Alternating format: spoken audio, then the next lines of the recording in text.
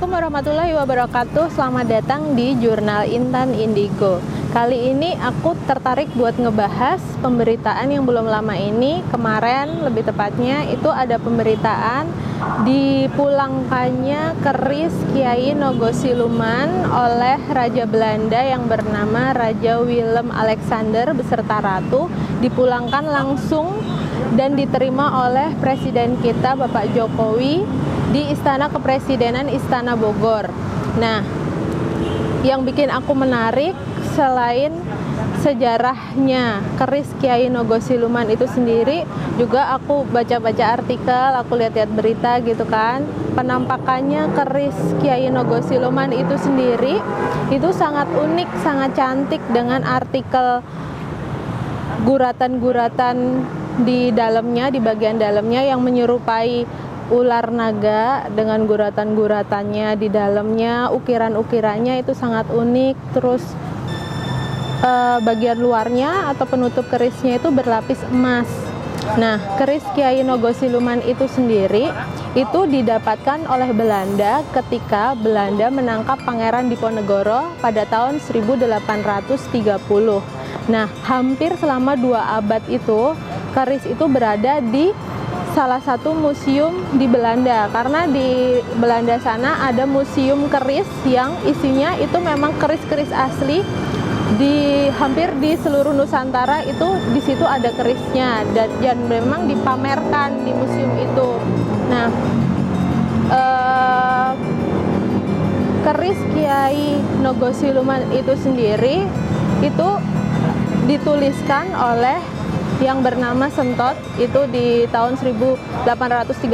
Kenapa beliau menuliskan berupa catatan yang berupa apa makna keris tersebut, apa arti keris tersebut, dan apa kegunaan keris tersebut beserta ciri-cirinya itu beliau tuliskan. Dan itu pada tahun 1830 beliau tuliskan karena beliau memang melihat dengan mata kepala sendiri, dan di tulisan itu, di catatan itu ditemukan baru tahun 2017 itu catatan itu ditemukan. Selain tulisan Sentot, juga di sebelahnya ada tulisan dari Raden Saleh. Raden Saleh itu menuliskan secara, kalau Sentot secara bahasa Jawa, kalau Raden Saleh juga menerjemahkan dari bahasa Jawa itu dari bahasa Jawa dan bahasa Belanda. Itu dituliskan di catatan tersebut detail-detailnya, ciri-cirinya, keasliannya, maknanya, serta fungsinya keris tersebut. Nah, keris ini ketika dipulangkan ke Indonesia sendiri ada beberapa orang yang pro kontra, dan itu wajar ya dengan adanya, karena keris ini dulunya diberitakan kalau sempat hilang gitu. Nah, sempat hilang sendiri juga sebenarnya aku sendiri penasaran kenapa saat itu sempat diberitakan hilang gitu, padahal keris ini ada di museum di Belanda sana gitu. Nah, oleh sebab itu, karena adanya pro kontra, Indonesia punya tim verifikator buat mengetes atau mengetahui keaslian keris Kiai Nogosiluman tersebut. Jadi diverifikasi keasliannya, diteliti oleh tim Indonesia, dan memang hasilnya terbukti kalau keris itu memang asli. Nah, salah satu ciri keaslian keris Kiai Nogosiluman itu dari looknya itu atau lekukannya yang berada di kerisnya. Lekukannya ada 11, berjumlah 11, dan memang dihitung lekukannya atau looknya itu memang ada 11. Itu salah satu ciri keasliannya. Nah, kalau dari sudut pandang aku sebagai indigo, aku ngelihat keris Kiai Nogosiluman itu sendiri memang mempunyai aura yang sangat karismatik, aura yang sangat kuat, tapi aura positif. Nah, dari nggak perlu dibuka kerisnya itu aja udah terpancar karismanya, dan itu keris berfungsi seseorang apabila memegangnya atau menyimpan keris tersebut itu bisa bikin orang tuh berkarisma, karismanya lebih keluar, terus auranya positif, dan itu mencerminkan aura kewibawaan atau kepemimpinan kalau yang dari yang aku lihat. Jadi kegagahan, kepemimpinan, berkarisma yang cukup besar, yang menarik. Itu fungsi dari aura si keris itu sendiri. Apalagi begitu dibuka, aku ngelihat jelas kalau auranya itu sangat kuat. Jadi orang yang awam pun melihatnya itu sangat menarik kerisnya itu sendiri.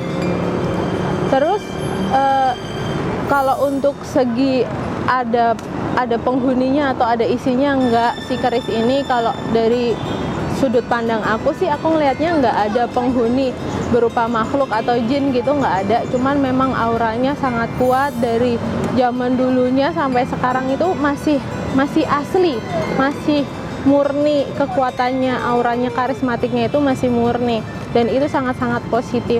Jadi sebenarnya keris Kyai Nogosiluman itu bukan satu-satunya pusaka yang dipulangkan dari Belanda ke Indonesia, tapi sebelumnya, tepatnya di tahun 2015, itu tongkatnya dari Pangeran Diponegoro juga udah pernah dipulangkan ke Indonesia.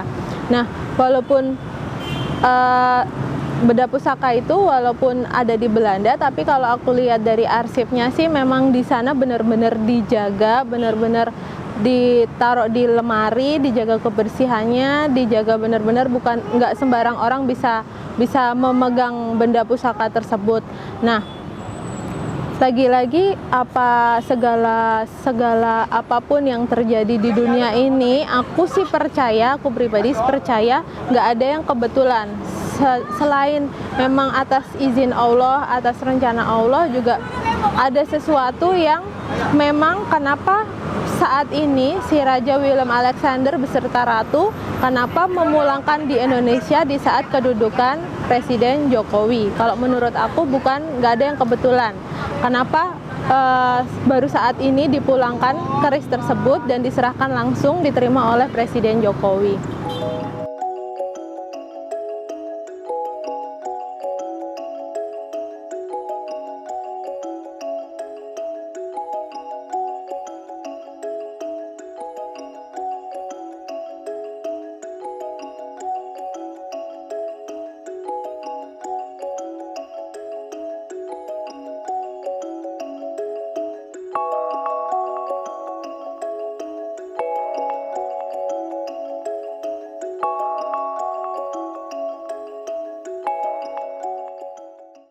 Nah, ada satu lagi nih berita yang bukan berita sih, tapi ulasan artikel yang menarik buat aku pribadi, yaitu keris Kyai Tengara. Kalian mungkin nggak banyak tahu apa itu Kyai Tengara, keris Kyai Tengara itu apa dan punya siapa. Dan setelah aku baca, keris Kyai Tengara itu adalah milik Pak Jokowi. Nah, Kyai Tengara ini juga unik, bentuknya unik, ukir-ukirannya unik, terus berlapiskan emas. Nah, keris ini itu melambangkan Pancasila, jadi punya filosofi melambangkan Pancasila. Dari mana? Dari looknya, dari lekukan kerisnya, yaitu ada 5, makanya dia melambangkan Pancasila. Dan ukir-ukirannya di dalam keris itu dia melambangkan atau menggambarkan hewan-hewan mitologi. Jadi di bagian kepalanya itu berbentuk gajah, terus badannya itu ular naga tapi memiliki sayap. Nah, kenapa keris ini dibikin untuk melambangkan hewan mitologi? Jadi ternyata dipercayai punya filosofi kalau siapa yang memegang keris tersebut, keris Kyai Tengara tersebut, itu bisa memimpin dari kalangan udara, darat, dan laut. Jadi kenapa dibentuknya hewan mitologi? Jadi kepemimpinan udara, darat, dan laut. Jadi dia bisa menguasai semuanya. Nah, memang sih kalau dari segi penglihatan aku sendiri ngelihat keris Kyai Tengara itu juga auranya sangat-sangat positif, dan siapapun yang memegang keris tersebut, dia akan kelihatan nampak berwibawa, nampak lebih positif, dan menjadikan magnet buat orang lain. Jadi orang-orang di sekitarnya itu akan segan dengan orang yang memegang keris tersebut. Nah, keris itu memang kalau zaman dulunya ya memang hebatnya orang-orang zaman dulu. Kalau aku flashback, aku coba ngerasain energinya, hebatnya empu zaman dulu itu bisa sempurna sedemikian rupa dalam mengukir keris dengan berbagai filosofi. Kayak tadi kan hewan mitologi, dia memperumpamakan wujud-wujud hewan, ada gajah, ada naga, dengan keinginan dia buat nantinya siapapun yang memegang keris itu akan berpengaruh ke orang tersebut. Nah itu memang benar kenapa aku bilang hebat orang-orang zaman dulu, karena detail. Aku flashbacknya sih bikinnya tuh memang dari hati gitu, dari hati, detail ukirnya dengan filosofi tersebut. Jadi memang memberikan efek khusus ke orang-orang yang memang dipilih buat pegang keris tersebut gitu. Nah, terlepas dari keris Kiai Tengara, aku jadi ingat ada pernah yang aku lihat berita, ada foto Pak Jokowi lagi melakukan kunjungan di daerah Flores, yaitu di Goa Batu Cermin. Nah, di Goa Batu Cermin itu Pak Jokowi foto di depan goanya. Nggak sengaja aku ngeliat itu kan. Di goanya itu kan memang wajar ya, di setiap tempat itu kan selalu ada penghuninya, ada sosok yang tinggal di situ. Yang jadi Pak Jokowi, terus backgroundnya Goa Batu Cermin.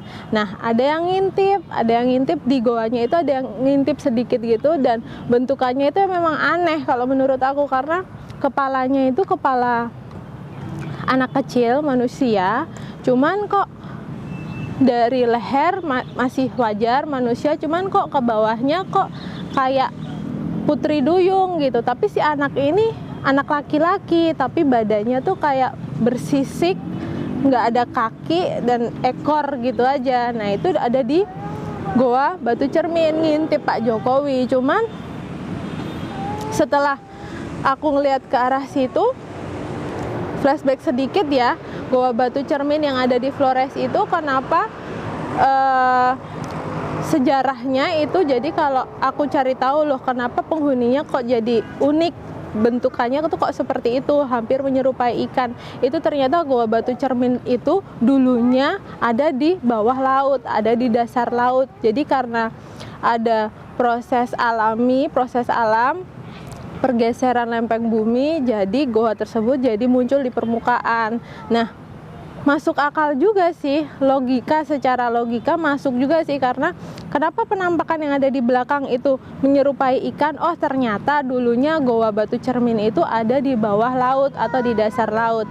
Nah, cuman yang lebih menarik daripada sosok tersebut, di samping Pak Jokowi di saat foto itu juga nampak satu sosok yang sangat bercahaya. Jadi energinya itu hampir aku bilang silau, menyilaukan. Energinya putih bersih. Beliau sosok yang laki-laki, bersorban, lebih ke Islami, terus dengan kain putih gitu aja, dan itu tampak gagah, tegap, dan beliau berdiri di samping Pak Jokowi.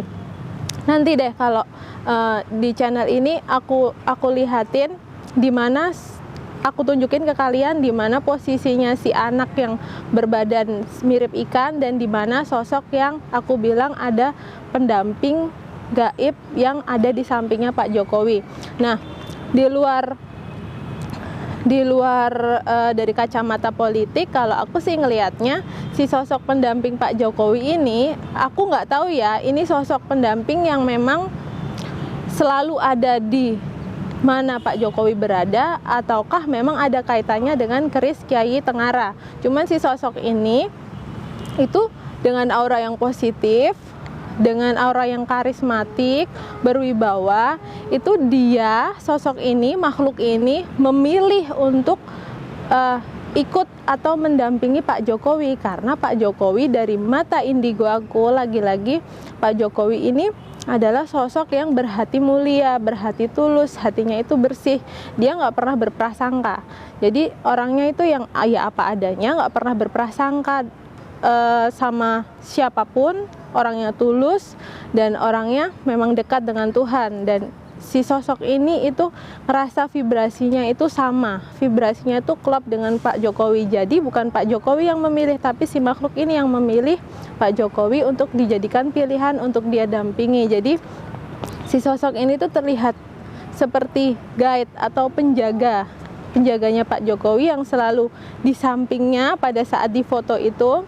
Dan si anak ini yang bocah yang aku bilang bersisi kayak ikan ini, kayak Putri Duyung ini, itu yang penasaran siapa sih ini, ada sosok siapa sih ini, kok sepertinya istimewa. Jadi kalau makhluk-makhluk gaib, jin, itu mereka jauh lebih bisa merasakan kalau oh ini orang biasa, oh ini orang yang punya niatan jahat atau buruk, atau oh ini orang istimewa. Nah, si anak ini yang aku tangkap itu merasa kok ada tamu istimewa, siapa ini? Makanya dia ngintip. Tapi dengan keberadaan si pendampingnya Pak Jokowi ini, si anak ini nggak berani untuk lebih mendekat. Jadi cuman ada jarak, ngintip gitu aja, dan pendampingnya standby di sampingnya Pak Jokowi. Aku ulangin, si pendampingnya Pak Jokowi ini aku nggak tahu dia ada kaitannya apa enggak sama keris Kyai Tengara. Cuman aku tegasin ke kalian semua yang nonton, jadi kayak yang aku ulas tadi, ada kerisnya Pangeran Diponegoro, ada kerisnya yang dipegang Pak Jokowi, keris Kyai Tengara, dan benda pusaka lainnya itu belum nggak pasti mempunyai penghuni. Jadi nggak melulu benda pusaka itu selalu ada isinya, enggak. Jadi nggak bisa semua dipukul rata, dan setiap benda pusaka mau keris, tongkat ataupun yang lainnya itu selalu mempunyai aura yang berbeda. Ada aura positif dan negatif, ada hitam, ada putih, dan aura itu pasti otomatis akan berpengaruh sama setiap orang yang memegangnya atau yang menyimpan ataupun merawatnya. Dan aku sih sangat mengapresiasi karena kedua keris tersebut, keris yang dikembalikan oleh Raja Belanda sama keris Kyai Tengara, itu keduanya dirawat dengan baik sampai saat ini. Nah, nggak ada salahnya kita sebagai manusia bukan sibuk dengan ada penghuninya siapa sih benda pusaka ini, tapi lebih baik kita sebagai manusia itu menghargai keberadaan benda pusaka sebagai peninggalan di zaman dulunya, peninggalan dengan segala cerita sejarah belakangnya, dan kita ada baiknya merawat atau menjaga benda pusaka tersebut sebaik-baiknya. Dan jangan lupa ikutin terus Jurnal Intan Indigo, subscribe, like, dan komen. Terima kasih. Assalamualaikum warahmatullahi wabarakatuh.